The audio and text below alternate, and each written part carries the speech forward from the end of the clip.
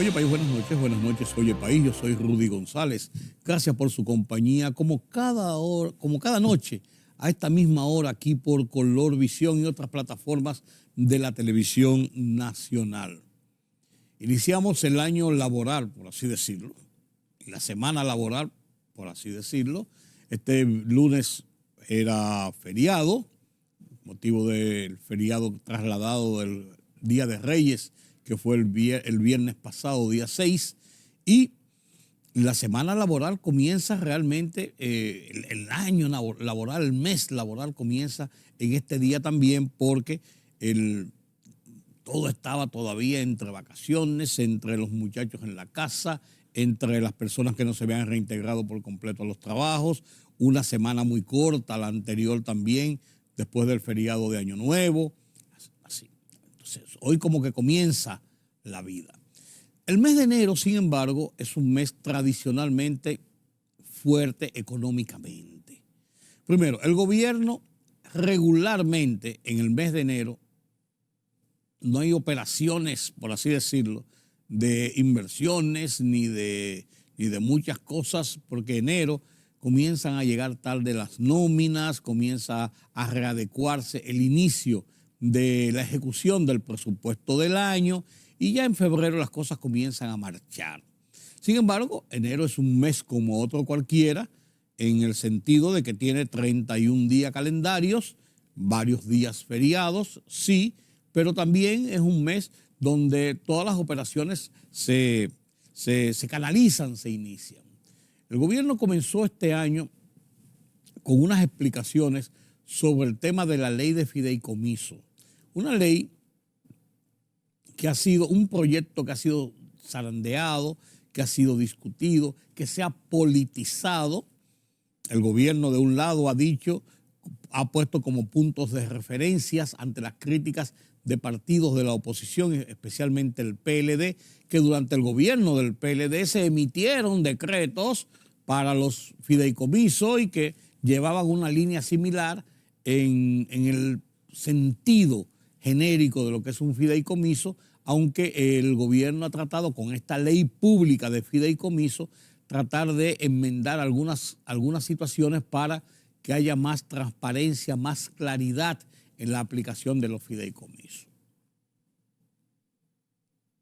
Esto se va a discutir a lo largo de esta semana en el Congreso Nacional y hay posiciones que lo malo es que se haya llegado a la politización del tema y no que esté sobre la base de un ejercicio económico, de un ejercicio de programas de desarrollo, de un ejercicio de lo que representa tratar de que los proyectos que se ejecuten con aportaciones del gobierno, con aportaciones del sector privado, sean lo más transparentes y lo más claros posibles, en favor de esos mismos proyectos primero y segundo de desarrollar áreas importantes como el caso de Pedernales, que es uno de los fideicomisos ahora más en discusión, donde el gobierno, su aporte es la tierra, que es propiedad del Estado, la infraestructura y después vienen las inversiones privadas y ahí se hace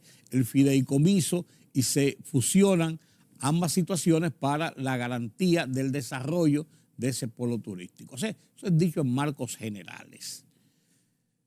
Pero el gobierno está claro en que cree en la ley de fideicomiso, que entiende que la ley de fideicomiso es necesaria para la garantía de la ejecución transparente de los proyectos de desarrollo y además de eso la defiende, como dijo en una ocasión el presidente Luis Abinader, como un legado que quiere dejar el gobierno de que haya un mecanismo que no sea solamente para un proyecto o para una situación, sino que sea un mecanismo ya abierto y de uso regular en República Dominicana. Recuerden que comenzó todo este lío inicialmente con el fideicomiso para Punta Catalina y en una ocasión el presidente dijo también que uno de los problemas serios es que Punta Catalina no estaba en carpeta de nadie, no era de nadie, del gobierno, del sector privado, de quién era el dueño, cómo se manejaron, qué se gastó, a cuánto apuntan sus beneficios. O sea, estaba todo sobre el marco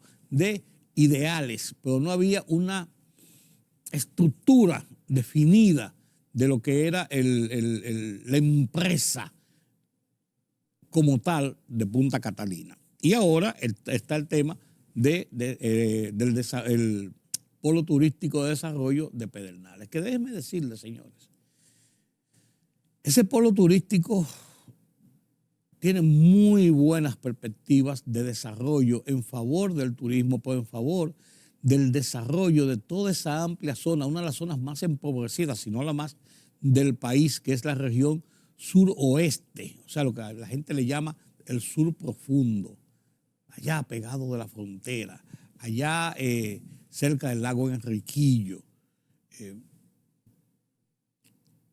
una zona lejos y que se ve lejos y que la gente no mira hacia allá porque piensa realmente que están lejos. Y allí lo que hay son cambrones y guasábaras. Mucha gente lo dice y lo piensa, lo cree y es así, en cierto modo. Entonces, el desarrollo de esta zona, virgen para el turismo, es muy prometedor, es muy prometedor. No es una obra que el año que viene va a dejar beneficios, pero es una obra a proyección de largo plazo. 8 años, 10 años, 12 años, 15 años, 20 años el desarrollo de esa obra. Pero cuando los proyectos no se comienzan, no se pueden pensar en los beneficios que pueden estar dejando porque no se han comenzado. Entonces, visto esto, el gobierno tiene un punto en la discusión de este tipo de fórmula económica y para agilizar los proyectos y transparentizarlos, como son los fideicomisos. Eso está en discusión del Congreso, se había aprobado en una primera lectura y está allí dando vueltas y se está discutiendo nueva vez esta semana y es posible que sea aprobado. Perdón, la legislatura termina esta semana, la actual legislatura, pero el presidente dijo que si el proyecto de ley de fideicomiso y el proyecto de ley de reforma de las leyes electorales y de partidos no se logra aprobar al terminar la legislatura el día 12, puede pedir una extensión, está contemplando pedir una extensión de la legislatura hasta el 27 de febrero para que le resten algunas semanas y el Congreso pueda abocarse por lo menos en estos dos proyectos trascendentales. El de fideicomiso, que debe tener una decisión sobre él, y el de, bueno, dijo el diputado Fulcar, Julito Fulcar, que es el vocero del bloque del PRM, que este martes o en esta semana iba a ser aprobado el de fideicomiso. Pero está el otro proyecto trascendente y sobre él quiero hablar un poco. Es el proyecto de ley de reforma de las leyes electorales y de partidos que han sido sometidas. Miren,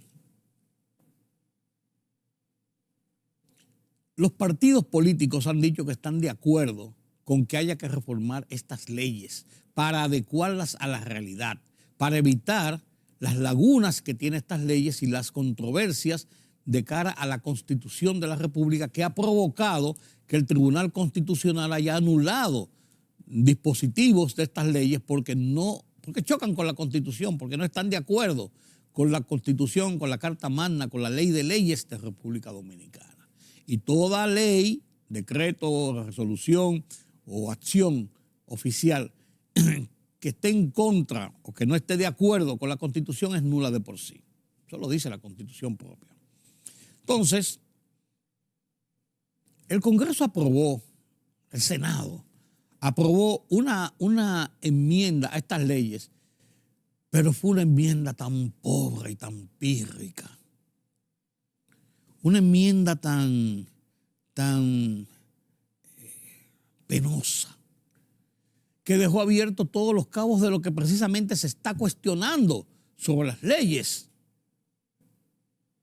que tienen que ver con los procesos electorales en República Dominicana, eje central de la democracia. Entonces, uno no entiende cómo los partidos dicen que están de acuerdo con una serie de reformas que se hagan y el Congreso, que es el principal ente de los partidos, lo haya hecho todo lo contrario, haya hecho lo que le dio la gana, dejando de lado todo lo que realmente se está pidiendo que sea reformulado. Entre ellos, y hay que entender, en este caso, entender a los legisladores, a los señores senadores, que sea el tema este de los controles con los dineros que manejan los partidos en los procesos electorales. Entonces, alguien comentaba que nadie afila cuchillo para su garganta. Pero si así son las cosas, señores, estamos muy mal parados de cara a nuestro Congreso Nacional.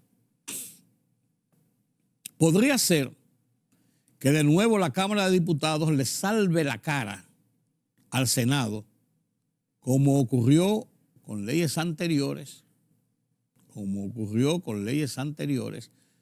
para evitar que caigan en letra muerta. Como esta ley de extensión de dominio, como esta ley de... ¿cuál fue la otra ley en estos días que se aprobó? En ese sentido, la Cámara de Diputados tuvo que en 36 horas enmendar lo que el Senado no pudo enmendar, 40 y pico de enmiendas que no pudo hacer, que tuvo que hacerle correcciones. Así las cosas, la Junta Central Electoral está dando los pasos adecuados para tener la herramienta de organizar toda la estructura del proceso electoral del 2024, que tiene 2 elecciones. Bueno, del 2023 tiene las primarias. La estructura de toda la carpintería relativa a preparar las juntas municipales, a tener los equipos necesarios, a educar, a instruir, a organizar todo el personal que va a trabajar en las mesas electorales. Todo esto lleva tiempo, señores, y se hace en el curso de este año. Y después, el año que viene, 2 procesos electorales que pudieran ser 3. El primero es el tercer domingo del mes de febrero, donde se eligen a las autoridades municipales, alcaldes, regidores y presidentes de juntas municipales. El del tercer domingo del mes de mayo, donde se elige presidentes, senadores y diputados.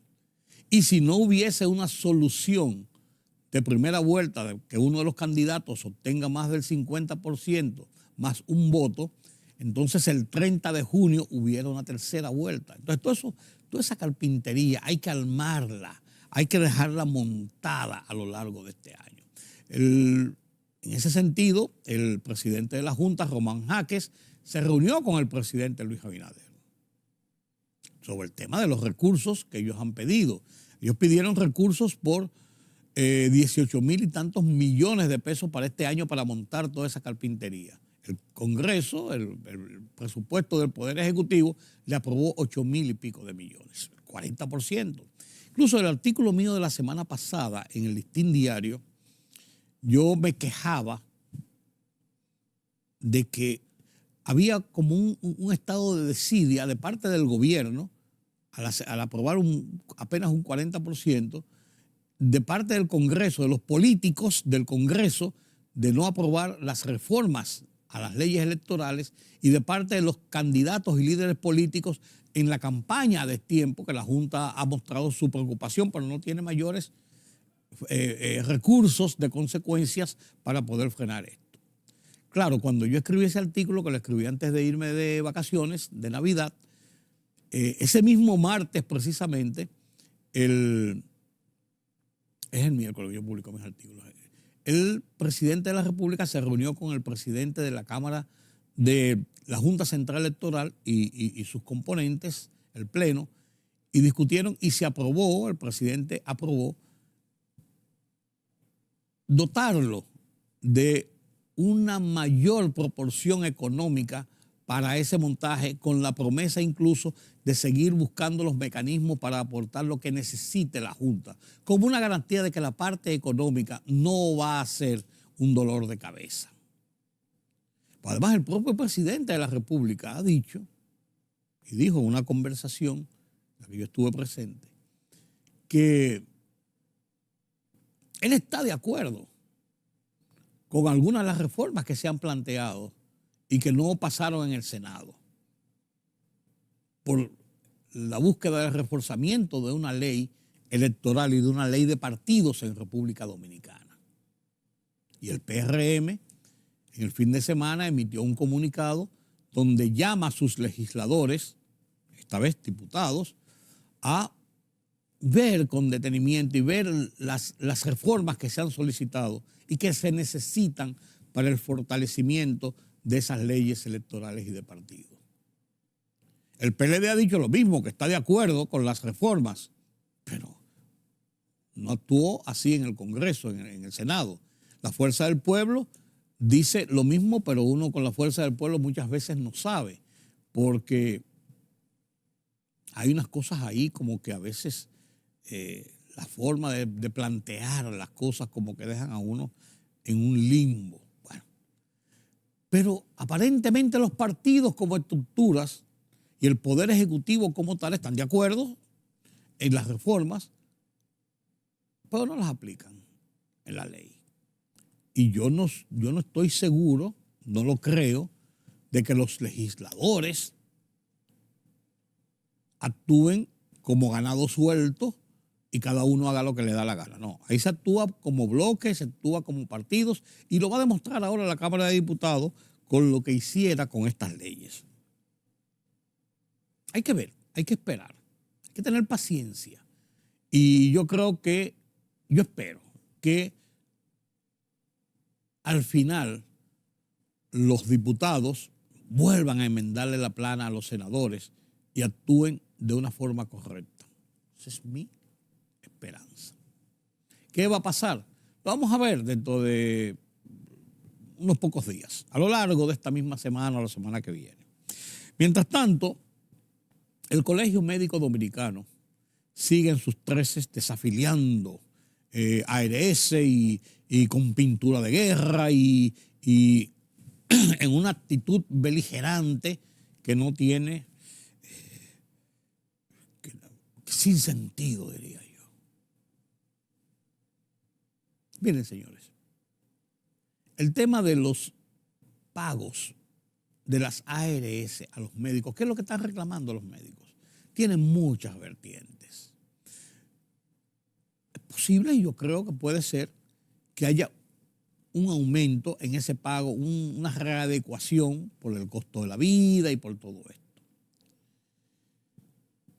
Y es posible también que las clínicas privadas pudieran recibir un mayor pago por las atenciones que dan a los favorecidos con los seguros de las ARS. Pero este es un problema tripartito, en el que el jamón del sándwich es el paciente, que ellos le llaman clientes, es el paciente. Es un problema donde los médicos tienen que garantizar, primero,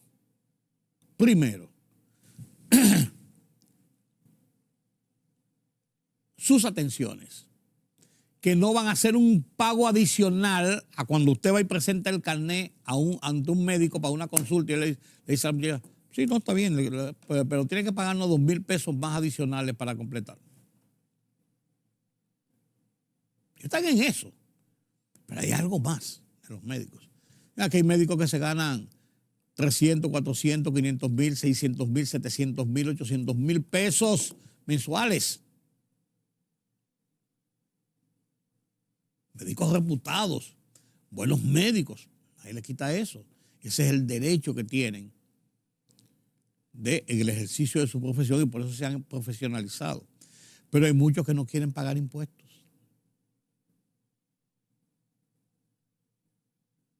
Que cobran en efectivo sus emolumentos y no pagan impuestos. No contribuyen en nada. Entonces, el Colegio Médico dice que esa gente son intocables, por así decirlo. Eso está dentro de los acuerdos que el Colegio Médico discute, establece, pelea con dientes y garras. Las clínicas cobran, señores, hasta la picada de ojo. Usted se interna en una clínica y cuando le pasan cuando le dan de alta, usted le dan de alta a las 9 de la mañana y tiene que pasarse hasta las 12 del día porque van sumando, restando, multiplicando, adicionando. Cada picada de ojo que le hicieron, un catéter, un pedacito de gasa, que si entró 2 veces la enfermera, que si llamaron en la noche, todo lo cobran todo. Y las ARS ciertamente ganan buen dinero con esta situación de los seguros y debían ceder un poquito más. Ahora,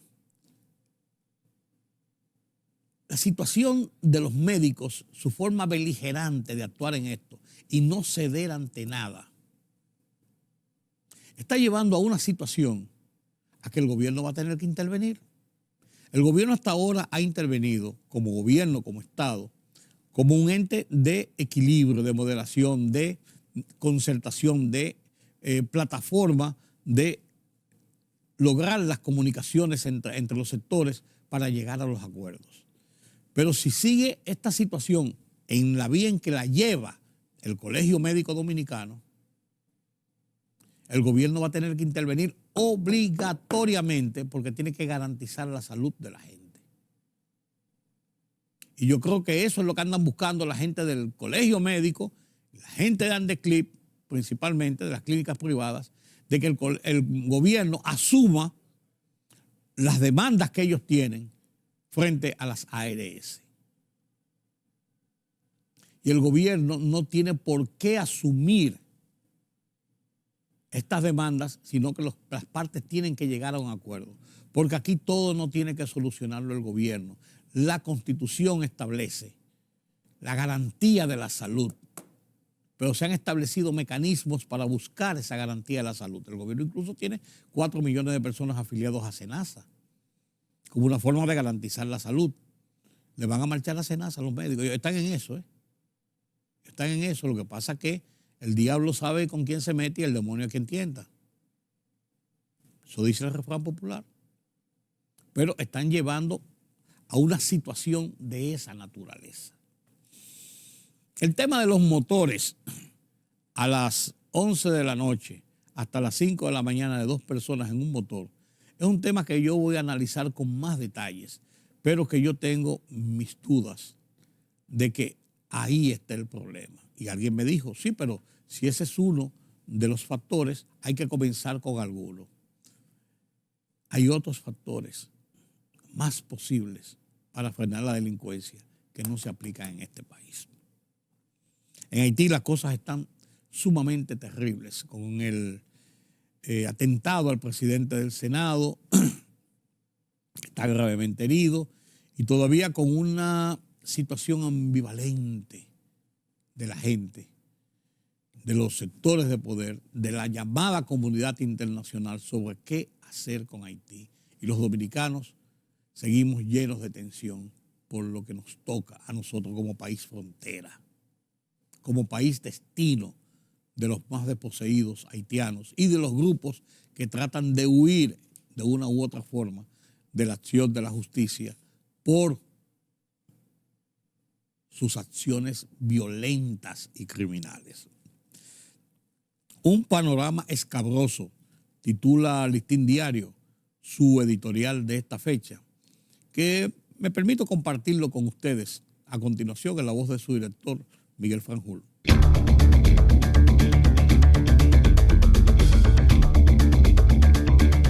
Un panorama escabroso.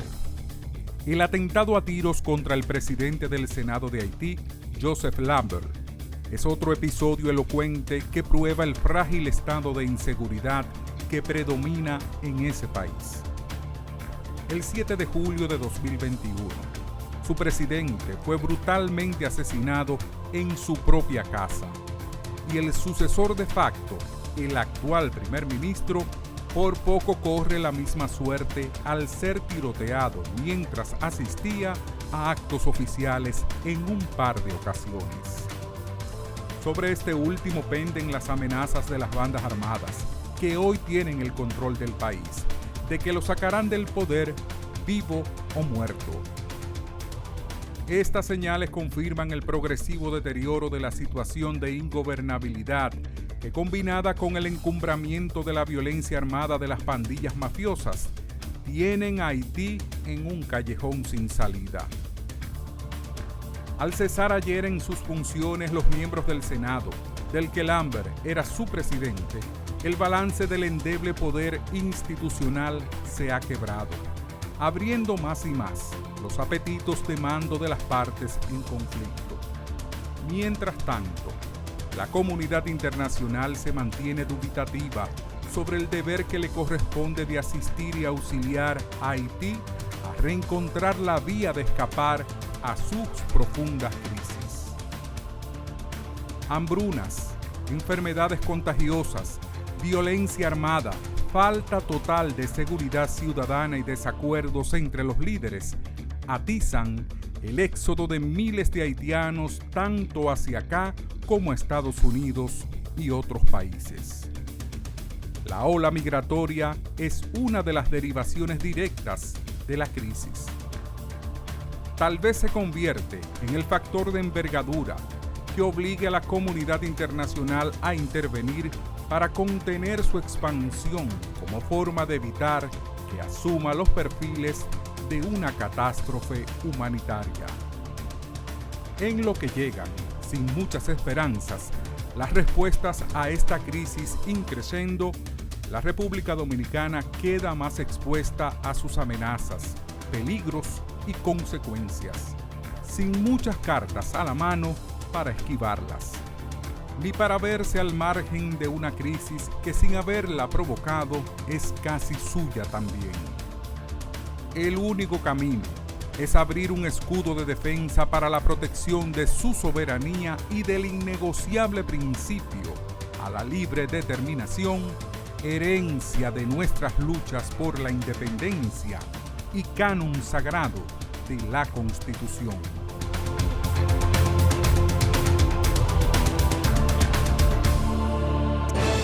La libertad solo reside en los estados en los que el pueblo tiene el poder absoluto. Por el respeto a los valores democráticos y la dignidad del pueblo dominicano, El Rumbo de la Tarde, plural, objetivo, comprometido siempre con la verdad. Con Georgie Rodríguez, Rudy González, Diulca Pérez y Ramón Colombo. Los poderosos ya están en el aire.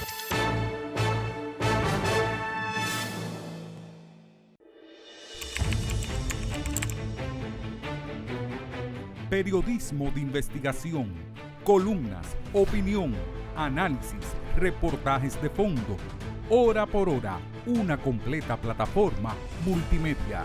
Periodismo con valor. Noticias horapor-hora.com.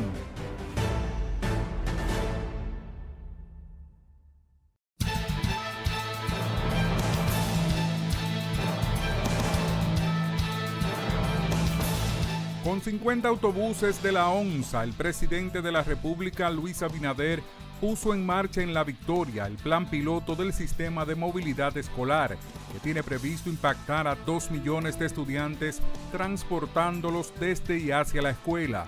El primer mandatario destacó los beneficios de este nuevo plan que tendrá en las familias dominicanas, como mayor seguridad para los estudiantes durante el trayecto hacia los centros educativos y un ahorro para los padres que tenían que pagar transporte para sus hijos. El Colegio Médico Dominicano anunció que a partir de este miércoles quedarán suspendidos los servicios a Primera ARS Humano hasta el próximo martes 17 de enero, uniéndose a las aseguradoras de salud Mafre y Universal, que tienen suspendidos sus servicios a sus afiliados desde el año pasado. Zenén Cava, presidente del Colegio Médico Dominicano, advirtió también que el próximo en ser desvinculado de sus servicios es Humanos Seguros, a menos que el Consejo Nacional de Seguridad Social hagan caso a las demandas que hace el Colegio Médico Dominicano. Y el presidente de la Asociación Nacional de Clínicas Privadas Andeclic, Rafael Mena, advirtió que de no lograr acuerdo de reajuste en el pago de servicios, por parte de las administradoras de riesgos de salud, ARS, se unirían a los médicos y paralizarían servicios a esas entidades.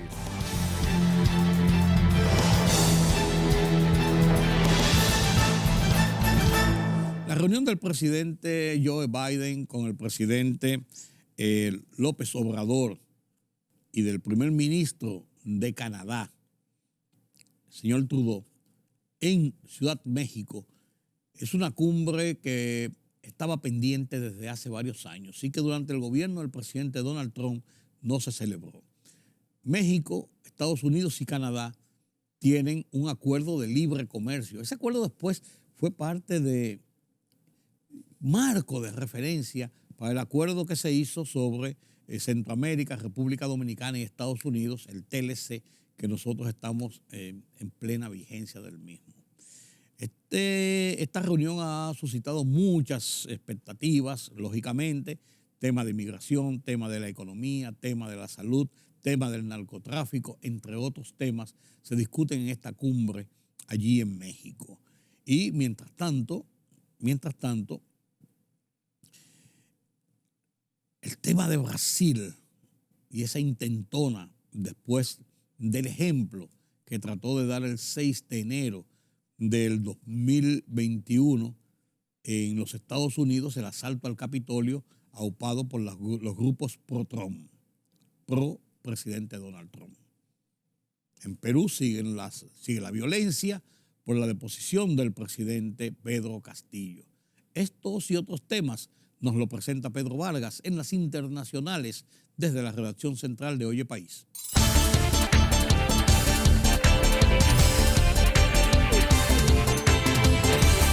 El presidente de Estados Unidos, Joe Biden, el de México, Andrés Manuel López Obrador, y el primer ministro de Canadá, Justin Trudeau, se reunieron este martes para una serie de conversaciones sobre inmigración, comercio y cambio climático en un intento de rebajar las tensiones que han dividido a Norteamérica. 25 exgobernadores integrados en la Iniciativa Democrática de España y las Américas, IDEA, condenaron los graves hechos de violencia perpetrados en Brasilia por seguidores del expresidente Jair Bolsonaro y manifestaron su apoyo al presidente Luis Ignacio Lula da Silva. En tanto, académicos, empresarios y líderes sociales elevaron su voz en Brasil para repudiar el asalto a las sedes de la presidencia, el Congreso y la Corte Suprema perpetrado el pasado domingo por radicales bolsonaristas que buscaban un golpe de Estado.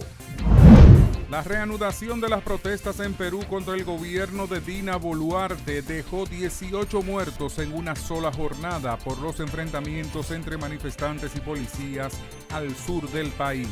Las manifestaciones que comenzaron a inicios de diciembre pasado contra la destitución de Pedro Castillo como presidente suman ya 46 muertos, según el recuento de la Defensoría del Pueblo.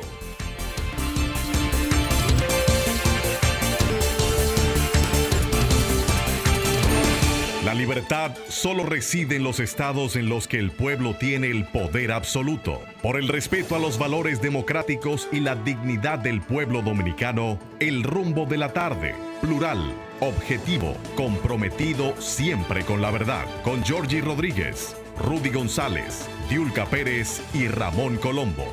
Los poderosos ya están en el aire.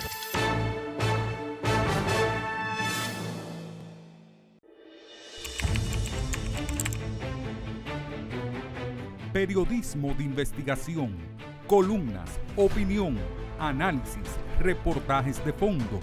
Hora por hora, una completa plataforma multimedia. Periodismo con valor. Noticias horaporhora.com.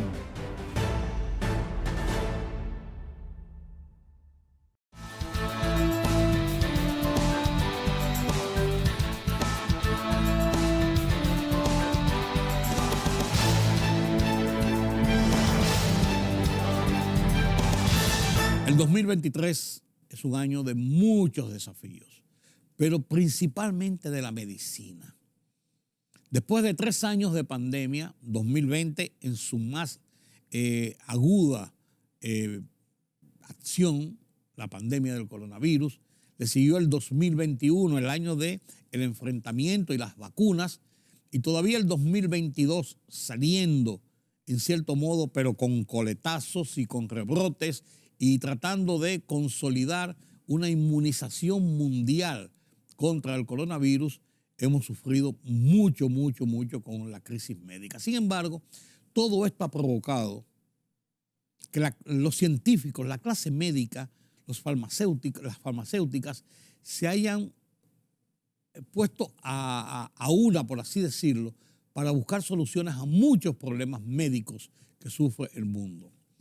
Desafíos médicos del 2023 nos presenta la Voz de los Estados Unidos de América en su foro, la BOA, su foro interamericano, que nos presenta a Gonzalo Abarca desde la ciudad de Washington, D.C. Lo comparto con ustedes a continuación y con esto me despido por esta noche. Hasta mañana aquí en Color Visión.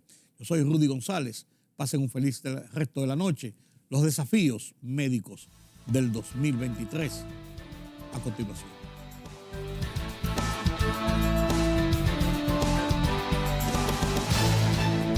La pandemia de COVID-19 ha dejado una estela de muerte y desolación que aún no se recupera la civilización, según la Organización Mundial de la Salud. De acuerdo con los datos del organismo, el 2022, si bien marcó un inicio de recuperación mundial, lo cierto es que las cifras no pueden ser más sombrías. Más de 656 millones de personas han sido afectadas por el virus del COVID-19 en todo el mundo y el número de muertes ya supera los 6.570.000. Estados Unidos y América Latina han sido fuertemente afectados por la pandemia. ¿Qué esperar en el nuevo año en términos de salud pública y qué marcó el 2022? Bien, para analizar el tema, me acompaña el doctor Fabián Sandoval, presidente del Instituto Emerson de Investigación Clínica aquí en Washington, y desde Venezuela, el exministro de Salud y experto en salud pública, Rafael Orihuela. Bienvenidos. Fabián, voy a empezar contigo. ¿Cuál fue el legado, desde el punto de vista de salud pública, el legado de 2022?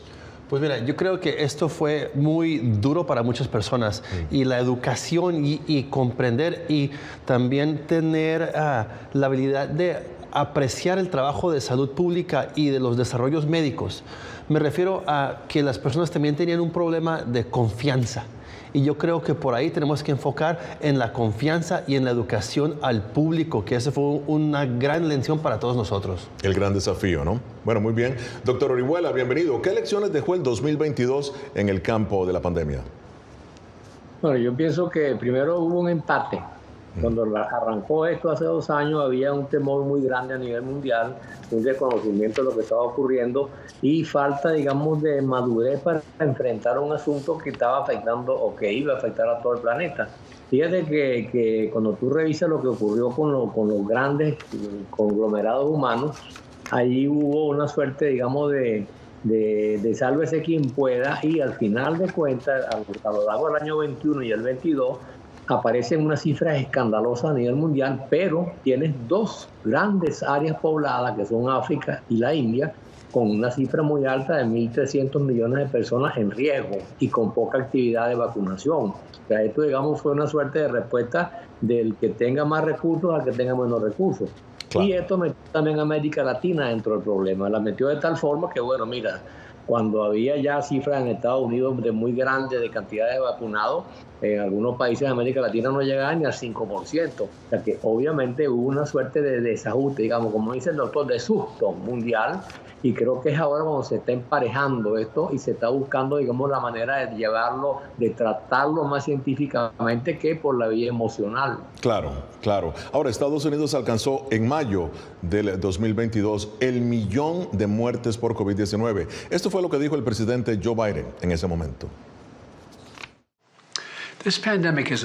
Esta pandemia no ha terminado. Hoy se cumple una fecha trágica aquí en Estados Unidos. 1.000.000 de muertes por COVID. 1.000.000 de sillas vacías alrededor de las mesas de familia. Cada vida irreemplazable, una pérdida irreemplazable.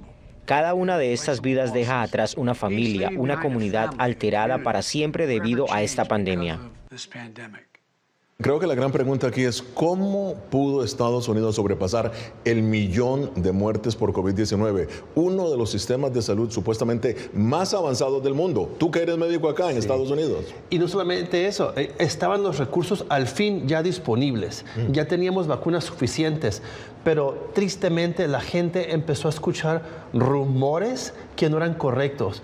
Y yo soy científico, yo no soy político, pero desafortunadamente se revolvió la política y la salud pública y empezaron a poner información que asustaba a las personas y se volvió algo muy político y se dividió el país, demócratas y republicanos. Muchos demócratas decían sí, muchos republicanos decían no me quiero vacunar, es mi derecho no vacunarme y como no me quiero vacunar, no me voy a vacunar. Y ese fue un gran problema. Muy bien. Bien, doctor Orihuela, ¿cuál fue la capacidad de respuesta de los gobiernos latinoamericanos contra la pandemia en el 2022? Bueno, fue bastante pequeña. Quizás algunos países donde hubo más movimiento rápido, por ejemplo el caso de Uruguay, que hubo una buena respuesta, el caso chileno, que hubo una vacunación masiva muy grande. Pero bueno, países más poblados, el caso por ejemplo brasileño es interesante porque allí hubo una suerte de mentiza en la propia pandemia, no, esto no existe, esto es un invento y tal y qué sé yo. Incluso algunas figuras altas del Estado brasileño se presentaron, digamos, a las playas de Copacabana, se metieron al agua, se salieron, botaron el tapabocas, esto no hay que hacerlo. Yo creo que hubo, como bien dice el doctor acá, una suerte de precipitación y de contaminación política del problema que hizo mucho más daño que bien. Y lo estamos viviendo ahora en el año 2022. Ahora, los latinos en Estados Unidos, ¿qué reacción tuvieron en el 2022 a la pandemia del COVID-19? La desconfianza del gobierno, la desconfianza, pero era nuestra meta educar. Y en medida que encontraban lugares de confianza y les hablaban en su propio idioma y les explicábamos el por qué lo hacían, pero también empezó que iba a ser un problema de infertilidad en los hombres, que era una forma en la cual el gobierno te iba a seguir, que era una actividad completamente diferente, empezamos a ver esa división de nuevo. Así que no importa la rama política afiliada, estábamos viendo esa separación y nosotros teníamos que darle más impulso al porqué y demostrarles, mire cómo se está muriendo la gente, funciona, pero me vacuno y sigo en el hospital. No tienes que ir al hospital, ya te podemos manejar más fácil en casa cuando estás vacunados. Y ese constante refuerzo de educación, pudimos romper esa barrera y ya no estaba importando en realidad el sector político. Y es importante referir eso porque no quiero que estén pensando, no, solamente los demócratas sí y los republicanos no. Eso no quiero decir. Estoy diciendo que todos ya empezaron a ver la realidad del problema. ¿Y de dónde venía la información por la cual estabas luchando, por la cual desde el punto de vista científico estabas presentando? ¿Quién diseminaba esa información? Bueno, redes sociales no tenían educación adecuada. Ahora lo estamos viendo. Estamos viendo que la gente está hirviendo el pollo y lo están revolviendo con NyQuil. Están comiendo eso. Eso no tiene nada que ver. Son cosas que se inventan y la gente piensa que es la realidad. Y eso no es verdad. Ya, bueno, muy bien. Continuamos en Foro de la Voz de América. La Organización Mundial de la Salud delineó los grandes desafíos sanitarios que enfrentaremos en el año que se inicia. Entre ellos, el impacto del cambio climático, hacer que la atención médica sea más justa, acceso a los medicamentos y detener las enfermedades infecciosas. Continúa con nosotros el doctor Fabián Sandoval, presidente del Instituto Emerson de Investigación Clínica aquí en Washington, y desde Venezuela, el exministro de Salud de ese país, Rafael Orihuela. Bueno, doctor Orihuela, los fenómenos naturales causados por el cambio climático marcaron el 2022 con muerte y destrucción, ¿no? ¿Cómo pueden los programas de salud pública enfrentar las enfermedades que resultan del cambio climático? Mira, este es uno de los problemas más serios y más importantes que están en el debate hoy, porque efectivamente cuando tú revisas los últimos 2-3 años hay como una suerte de alboroto a nivel climático mundial y esto genera una pérdida de los mapas de control que se han establecido en el último siglo. De pronto tú tienes una situación que no la tenías antes en un país determinado y yo creo que sí hay cierto descuido en materia de políticas públicas y de prevención en salud que se pueden medir por algunas enfermedades llamadas las enfermedades de la pobreza, que están en pleno incremento hoy en día. Una es la tuberculosis, esto es un problema serio que estamos viviendo a nivel mundial. Y luego otra, como tú bien citaste al comienzo, el dengue. Bueno, el dengue es un marcador de pobreza crítica. Y como tú observas lo que vino pasando en Venezuela, te das cuenta cómo el descuido genera una falta de eficacia y una posibilidad de que se multiplique para todo el continente cualquier enfermedad. Agreguemos también la malaria, el paludismo, que rompió todos los récords en Venezuela y que llegó a cifras tan escandalosas, cercanas al 1.000.000 de enfermos por año. O sea, estamos frente a un deterioro, estamos frente a una situación de climatología cambiante que o las enfrentamos desde ahora con estrategias por lo menos de 10 años o vamos a tener un problema muy serio que va a ser mucha fuerza quizás hacia el año 30, por allí de este siglo. Yo creo que, mira, la cosa es muy seria y creo que no se le está dando desde el punto de vista, digamos, de la urgencia que requiere este fenómeno. Sombrío el panorama, doctor, que está presentando usted, no solamente para América Latina, sino para el mundo entero. Fabián, el Departamento de Salud de Florida informó de un aumento en el número de muertes y de afectados por la bacteria come carne después del huracán Ian en Florida. De momento se está hablando de al menos 65 personas afectadas, 11 muertes. ¿Es esta una nueva enfermedad? ¿Tú crees que se va a proyectar al 2023? No, sabes que esto es a causa del huracán que básicamente agarró toda el agua que pudo, la revolvió y la volvió a tirar.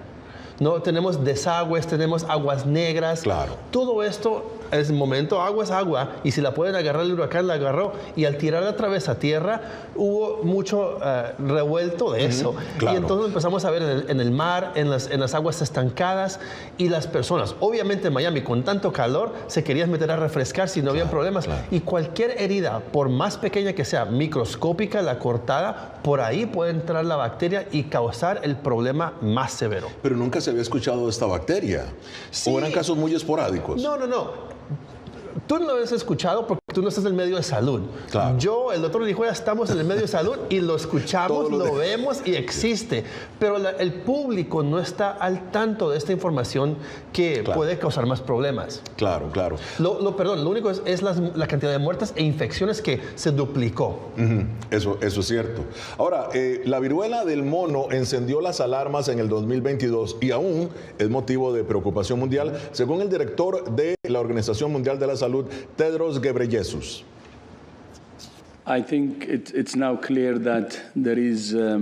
Creo que es claro que hay una situación inusual. El virus se comporta de una manera diferente a como se comportaba en el pasado, pero además de eso continúa afectando a más y más países. Doctor Orihuela, ¿cómo enfrentaron los sistemas de salud de Latinoamérica, agobiados de por sí por la pandemia, ¿no? La viruela del mono.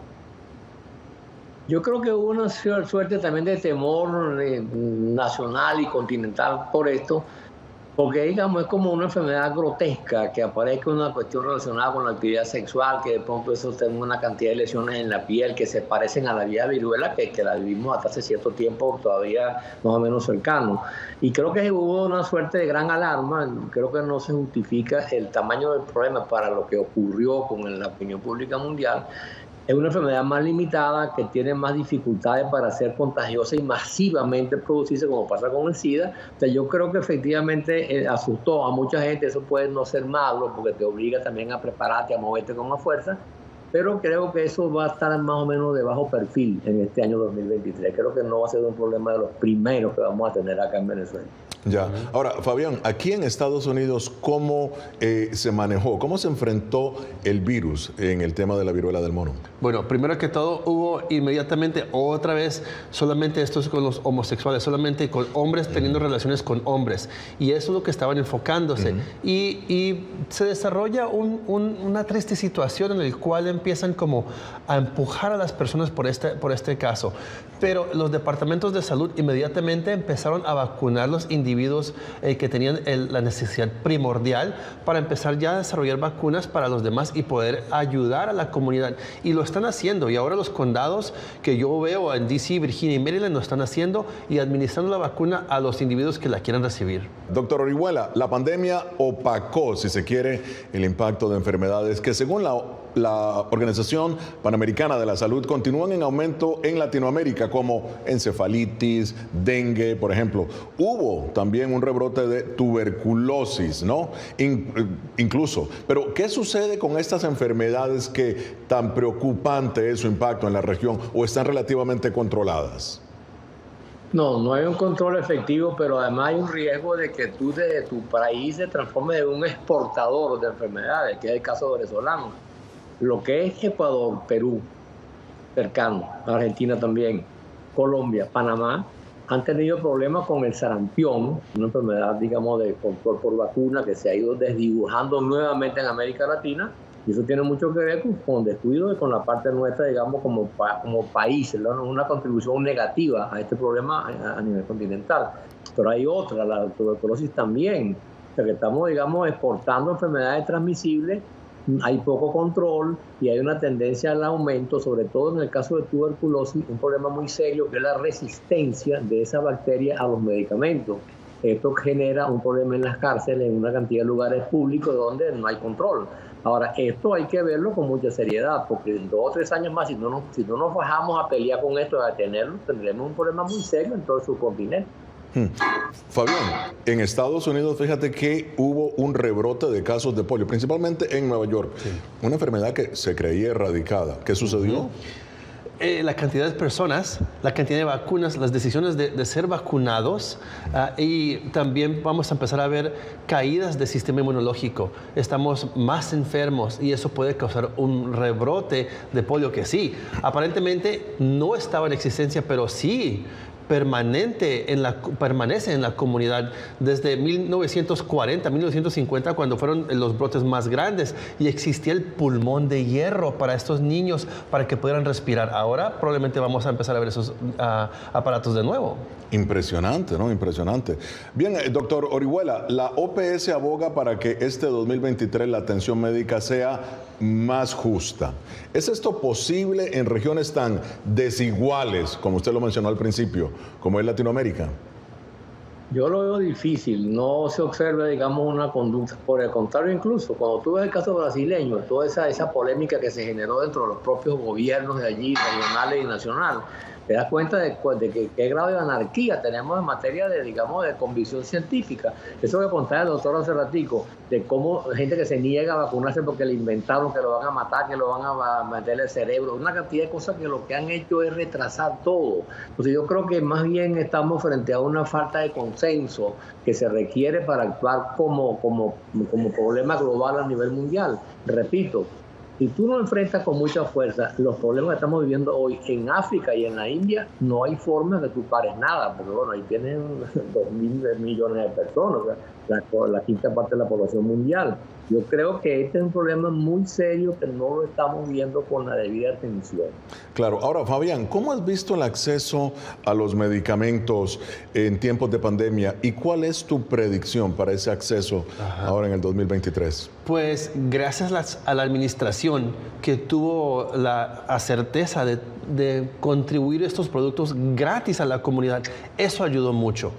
Pero lo que no quiero que las personas piensen es, bueno, está el medicamento, no tengo que vacunarme. Pero el hecho que teníamos esos medicamentos al desarrollo, que fueron tan rápidos de desarrollar, incluso en mi propia institución participamos en un estudio en el cual yo personalmente vi cómo funcionaba de bien los medicamentos contra el COVID. Así que eso es un gran paso.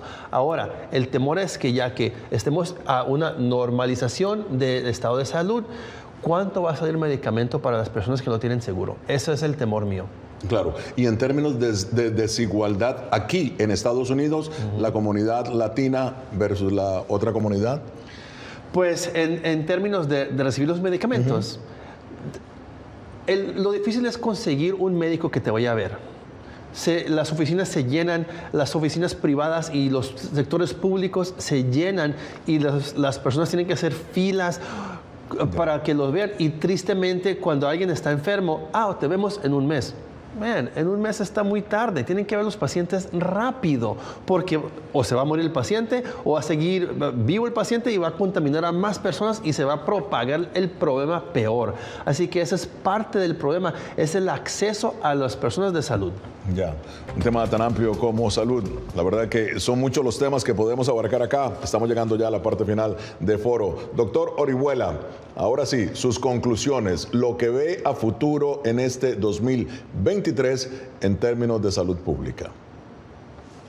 Creo que estos 5 años que vienen van a ser bastante dolorosos por el mundo, y en Venezuela y mi país también va a haber mucha más dificultad la que tenemos hoy. Creo que a pesar de los avances que son ciertos, se reconocen, quiero dejarle unas cifras a las personas para que se orienten, para que vean el problema de verdad a nivel global.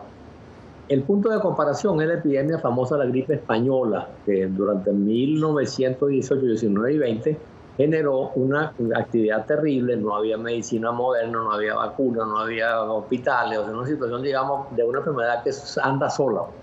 Mira, allí hubo, para un cálculo de 900 millones de habitantes que tenía el planeta, hubo 90 millones de muertos, una cifra escandalosamente grande.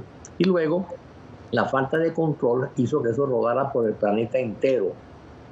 Visto a punto de hoy, a esta epidemia de COVID y lo que pudiera ocurrir con otras que puedan aparecer, hay un tren de modernidad muy grande en materia de salud, tanto pública como privada. Y creo que efectivamente no tenemos por qué ser pesimistas en materia de lo que hagamos a futuro. ¿Hay dificultades? Hay dificultades. Hay falta, digamos, de velocidad de respuesta, hay. Pero creo que en general la inteligencia, digamos, político-social de los países deberían contribuir y que no debería ser tan doloroso lo que vamos a tener estos 4 o 5 años que vienen. Muy bien, Fabián. Tus conclusiones, las lecciones, los desafíos que vienen en el 2023 para la salud pública. Bueno, parte del desafío es tener personal suficiente capacitado para seguir esta lucha. Que no estén cansados mentalmente, físicamente y poder volver Porque la lucha continúa, claro. Porque esta guerra no va a parar y tenemos que volver a estar con la energía de hacer algo y seguir ya con la batalla de la desinformación de los pacientes y continuar mejorando la reputación de los médicos, de las compañías farmacéuticas, demostrando que estamos haciendo algo para salvar vidas. Ese es el próximo reto y espero que no vamos a ver más vacunas, que las personas van a empezar a decir, ya estoy cansado de las vacunas, no quiero vacunas más, pero las vacunas son las respuestas a muchos de estos casos tan serios. Fabián, se está volviendo ya prácticamente, la vacuna del COVID prácticamente está como la de la influenza. Claro. El booster viene cada año. ¿Tu opinión sobre eso? ¿Va a ser la del COVID-19 algo parecido a la de la influenza? Es mi opinión. Yo estoy pensando que vamos a ver, me gustaría ver una combinación de la del flu y del COVID-19 en una sola vacuna. Porque se va a volver algo anual, porque estamos viendo que hay tantas cepas diferentes, igual que la influenza. Y recuerda, como dice el doctor, hubo muchas muertes durante la influenza. Claro. Ahora la gente piensa que no es nada grave, pero hay que revolver, hay que combinar esos dos medicamentos, esas dos vacunas en uno. Y yo creo que va a ocurrir. Doctor Orihuela, muy rápidamente, en América Latina, con la escasez de vacunas que hay, ¿sería esto posible? Si se logra lo que está diciendo el doctor, si se logra una fórmula única para las dos vacunas, creo que eso va a resolver el problema por lo menos por 10 años. Después vendrán otras enfermedades asociadas con animales, etcétera, pero esto va a quedar resuelto si se logra que las ciencias modernas generen una vacuna única que introduzca la parte de COVID y la parte de influenza. Creo que hacia allá debemos dirigir, digamos, los cañones de la investigación. Bueno, muy bien, muchísimas gracias al doctor Fabián Sandoval y al doctor Rafael Orihuela. Llegamos así al final de esta edición de Foro. Nos vemos la próxima semana desde Washington. Les habló Gonzalo Abad.